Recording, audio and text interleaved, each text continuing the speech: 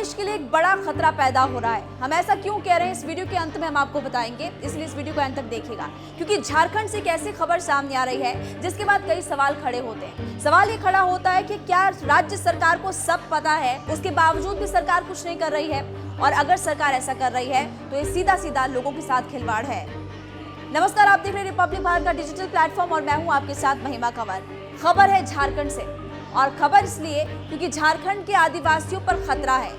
कहा जा रहा है कि वहां पर जो आदिवासी लोग रह रहे हैं उनकी जो संख्या लगातार घटती जा रही है, और जो घुसपैठी घुस जाते हैं झारखंड में। देखिए, कई बार वो बांग्लादेश से सीधे झारखंड आते हैं, कई बार बंगाल के जरिए आते हैं, पश्चिम बंगाल के जरिए आते हैं, और वहां पर उन घुसपैठियों की जो जनसंख्या लगातार बढ़ती जा रही है। अब ये हुआ कैसे, इसके बारे में आपको और ज्यादा जानकारी डिटेल में देते हैं। दरअसल जमशेदपुर के दानियाल दानिश PIL दाखिल करते हैं हाईकोर्ट में, और साफ तौर पर ये बताते हैं कि जो घुसपैठी हैं वो पश्चिम बंगाल के जरिए, या तो कई बार देखिए एक जगह है वहाँ पर, और वहाँ से 15 किलोमीटर की दूरी पर ही बांग्लादेश का बॉर्डर भी है, वहाँ से ये लोग एंटर कर देते हैं और उसके बाद धीरे धीरे इनकी जनसंख्या बढ़ जाती है। लेकिन सवाल है कि जनसंख्या बढ़ती कैसे? वो इसलिए क्योंकि जमशेदपुर और इसके अलावा देखिए सरगना की अगर बात करें, तमाम जो इलाके वहाँ पर जो वहाँ की भोली भाली लड़कियाँ हैं, सबसे पहले तो इन भोली भाली लड़कियों को अपने जाल में बिछाते हैं, इसके बाद इनसे शादी करते हैं।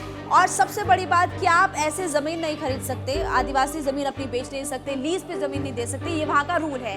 अब वहाँ पर ये जो घुसपैठी हैं उन लड़कियों से शादी करने के बाद गिफ्ट डीड के जरिए सारी की सारी जमीन हड़प लेते हैं। और इसी वजह से अब कहा जा रहा है, पुराने सालों के आंकड़ों को अगर उठाकर देखिए, 1951 का आंकड़ा उठा करके देखें, साल 2011 के अगर आंकड़ों को उठाकर देखें, तो परसेंटेज इतना ज्यादा है कि अब जो घुसपैठी हैं वो लगातार बढ़ते जा रहे हैं। देखिए, बांग्लादेश बॉर्डर के सबसे करीब है पाकुड़ जिला। इस पाकुड़ जिले की अगर बात करें तो यहाँ पर 10 साल में मुसलमानों की आबादी लगभग 40% बढ़ गई है, और पड़ोस के साहिबगंज जिले में मुस्लिम आबादी 37% बढ़ गई है।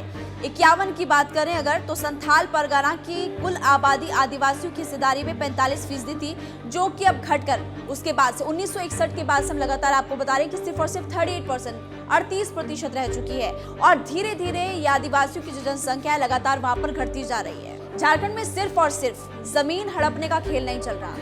आपको जानकर हैरानी होगी कि वहां पर फेक वेबसाइट चलाई जा रही है। एक रिपोर्ट सामने आई थी जिसमें बताया गया कि झारखंड में 120 फेक वेबसाइट चलाई जा रही है, फर्जी डॉक्यूमेंट्स बनाए जा रहे हैं, आधार कार्ड फर्जी बनाए जा रहे हैं। जब ये फेक डॉक्यूमेंट्स, आप देखिए कि आधार कार्ड कितना इंपॉर्टेंट होता है, जब ये फेक डॉक्यूमेंट्स बनाए जा रहे हैं वहां पर, तो जाहिर तौर पर राष्ट्रीय सुरक्षा के लिए एक बड़ा खतरा पैदा हो जाता है। सवाल ये खड़ा होता है कि राज्य सरकार क्या कर रही है? राज्य सरकार ने अभी तक कुछ नहीं किया, लेकिन अब ये कहा जा रहा है कि राज्य सरकार एक्शन में आते हुए नजर आएगी, क्योंकि कोर्ट ने साफ आदेश सरकार को दिया है कि आप जल्द से जल्द सारे जो घुसपैठी है उनके बारे में पता लगाइए, उनकी पहचान कीजिए, और वापस उनको डिपोर्ट कैसे करना है ये आपको अब इसके बारे में फैसला करना होगा। हालांकि इस पूरे मामले में अलग अलग समय पर राजनीति होती आई है, लेकिन राजनीति चश्मे से अलग अब नेताओं को सोचना होगा कि इस पूरे मामले को लेकर कैसे इस इशू को सॉल्व किया जाए।